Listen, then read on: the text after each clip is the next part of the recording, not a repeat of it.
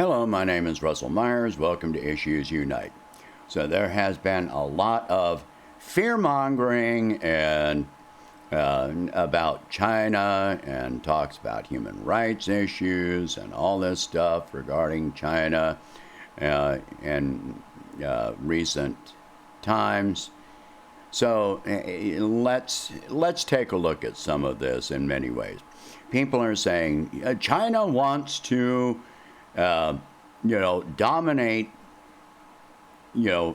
global trade and economics. Okay, this is what the United States is trying to do. The difference is that, that China is not imposing sanctions on other countries. They're not illegally occupying and invading and destroying other countries. In this effort, they're doing it all through trade. And they're actually doing it through trade. There's also the talk about, concentration camps, and human rights, which has absolutely been debunked. Absolutely. Look at Max Blumenthal's investigation into this on the Gray Zone. No, I'm not going to post the link for you. I am always encouraging people to do their own research. Put a little effort in. I even tell you where to go to get the information.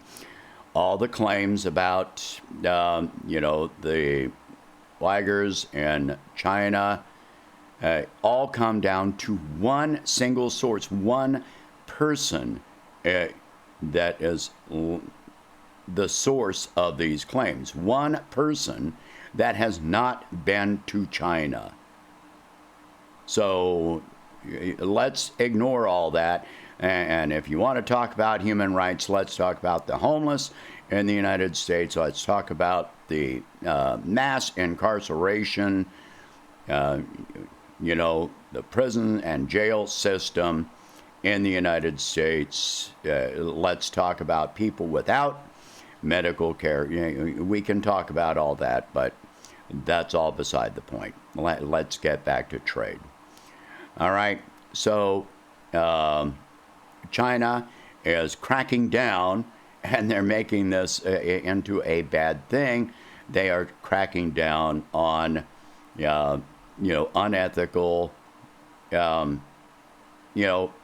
stock trading and so forth within China. And there's nothing wrong with this. We need to regulate our own stock market and place.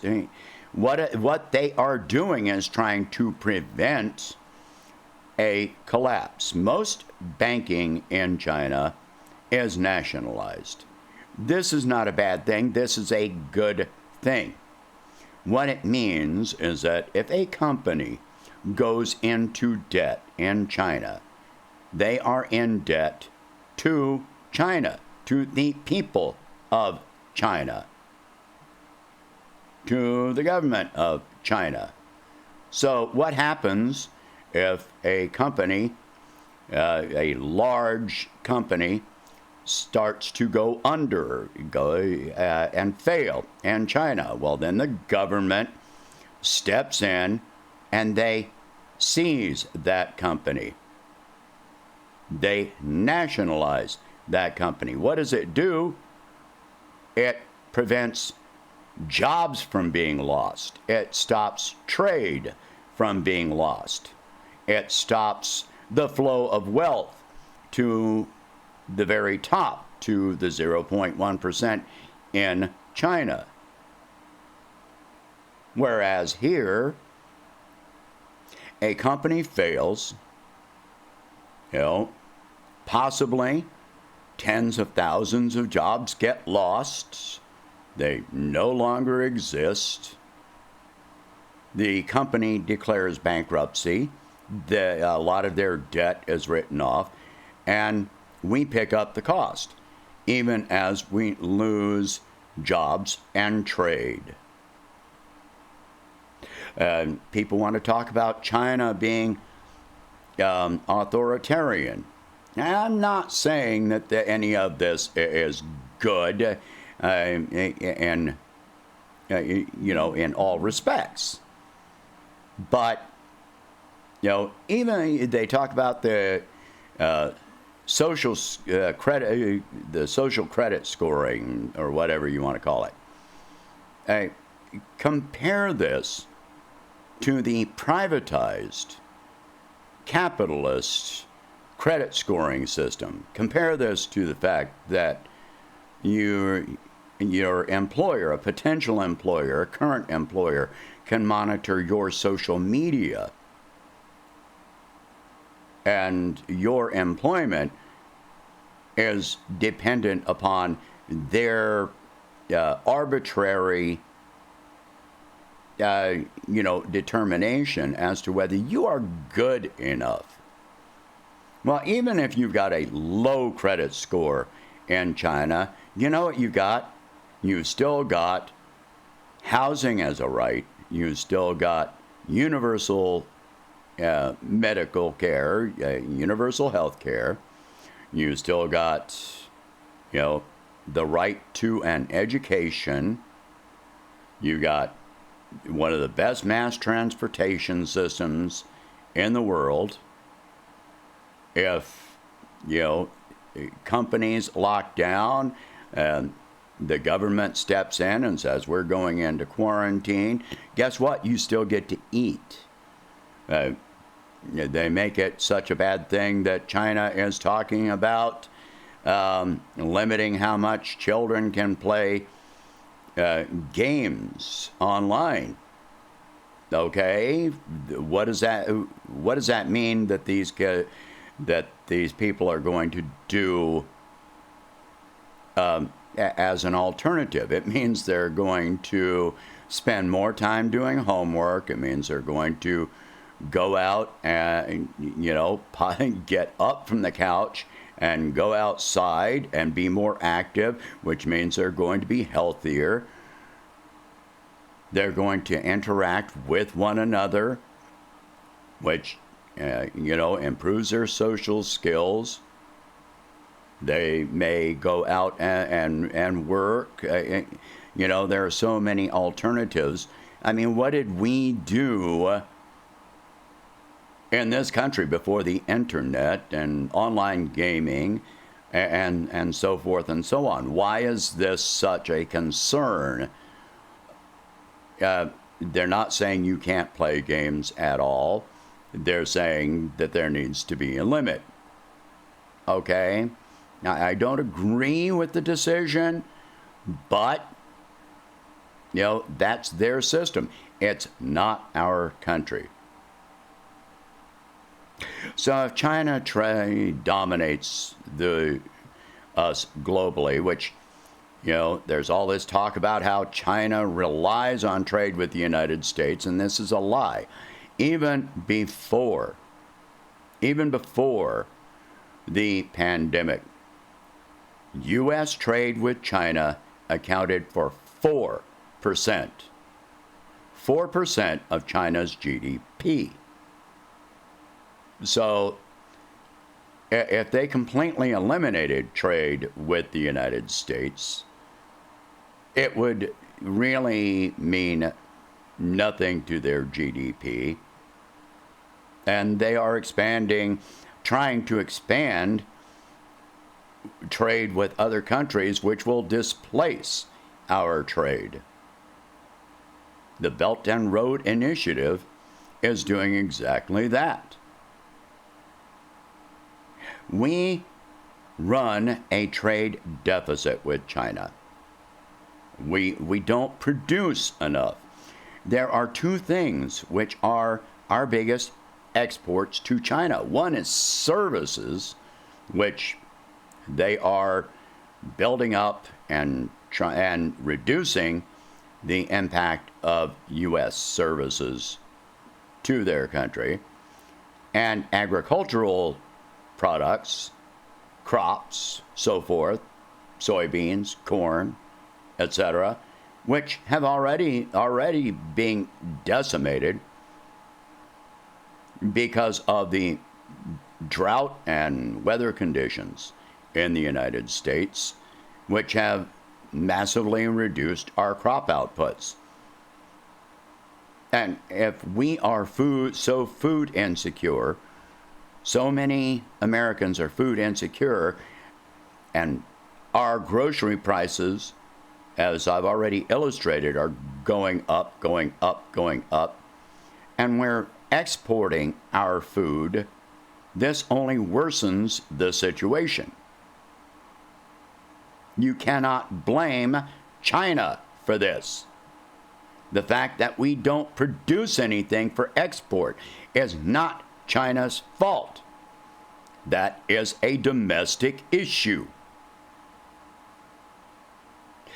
I talked before, why does the dollar have to be the world reserve currency, which there are many reserve currencies. There's a basket of them, and I think there's like 13 or 16 reserve currencies, and China is in that basket. The euro is in that basket. You know, the United States, the US dollar just happens to be the top reserve currency right now. Now, the valuation of the dollar, that's a discussion for another video. Now, China basically does not have a fiat currency. Their currency is backed by gold and steel and, rare earth minerals. And ours is backed by thin air. So that's, if the dollar falls, it's not going to really be China's fault. Our flow of wealth is not going to China because they are reducing their holdings of the US dollar. If they're reducing it, then they're not bringing in all the US dollars and holding them. It's not happening. They're trying to nationalize more and more of their trade, and most of their trade is internal. So all of this garbage, there have been many, back to the world reserve currency thing, there have been many economists over 100 years and more, well, actually since the 19th century, that have proposed that there should be an independent reserve currency that is not tied to any nation. And that's really what should happen. There should be one common currency for international trade, if not one world currency. That would really make sense, wouldn't it? I know, all the, New World Order people just had a freaking seizure, but, I'm talking logic here. And, those people are not even capable of logic. Let China do what China is going to do.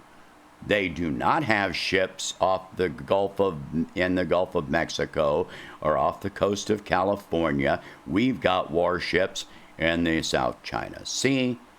We are trying to dictate their trade. They're not doing this. This is not them. And look how much it is costing us to do all this. I don't see why, even if China dominates global trade, why is it an issue? The only reason it is an issue is even the manufacturing, production, and export, and so forth. This is not an issue which is a problem or it would not be a problem if we did not have an adversarial relationship with China. Just a few years ago, it was not a problem. And yet now it is. China can do what China's going to do. We don't get to dictate their socioeconomic system, their social systems, their trade, their banking systems. The people that are raising a fuss about this are the ones that are belly aching because China has the largest consumer market in the world, and they don't get to have a very large dominating piece of it. They don't want China to dominate China's own economy. That's it. It does not impact you. The only reason that it impacts you is because we have an adversarial relationship. That adversarial relationship is being reflected in higher costs to you as a consumer with tariffs and sanctions and all that stuff. You pay for all of this. You pay for it in many ways. We lose trade. We lose manufacturing. The dollar gets devalued. Prices go up because you're paying the tariffs. So this is where diplomacy should be coming in, and it's not. And it's not going to. Not in any, near time frame. All right? So stop belly aching about China. Let's focus on our own issues. China is not causing the housing crisis here. They're not causing low wages. That's capitalists that are exporting jobs and eliminating jobs via automation and export and forcing wages down. These are our problems. These are not China's problems. China is not causing this. The flow of wealth into the stock market and up to the 0.1%, that is not China's fault. Let's focus on our issues. All right? Share this video. Talk about these subjects. If you can, please donate $1 a month to help expand the channel. I'll catch you in the next one.